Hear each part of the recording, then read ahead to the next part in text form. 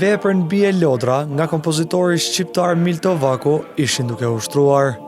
E provën finalet e kësaj dhe veprave tjera, kori Vox Singers do ta ketë në koncertin koral pa shoqërim instrumental për të cilin na tregoi dirigjenti Kasriot Sada.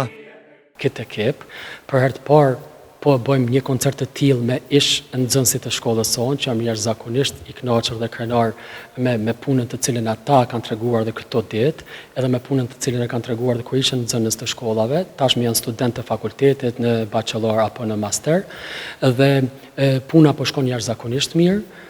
Unë jam shumë i kënaqur me punën e përbashkët të cilët ne po e bëjmë. Ka javë që jemi formuar si kor, pra ky kor quhet kori Vox Singers, që po debuton për herë të parë nesër e 8, një koncert i tillë do të shfaqet në hollin e shkollës së muzikës Prenk Jakova në Gjakov, në fillim në orën 20. Sada tregoi po ashtu edhe rreth veprave që do të interpretohen në këtë koncert. Bie fjala vepra Super Flumina Babilonis, që është një ndër kryeveprat e botërore të këndimit koral dhe të themi një ndër veprat apo periudhat më sfiduese të këndimit koral, vepra kompozitorit Giovanni Perluigi Sanato da Palestrina, pastaj për shembull bie fjala veprën Ave Verum Corpus nga kompozitori po ashtu i kësaj periudhe William Byrd, madje do të këndojmë një vepër pak më moderne të kompozitorit norvegjez Ola Halo, veprën Northern Lights,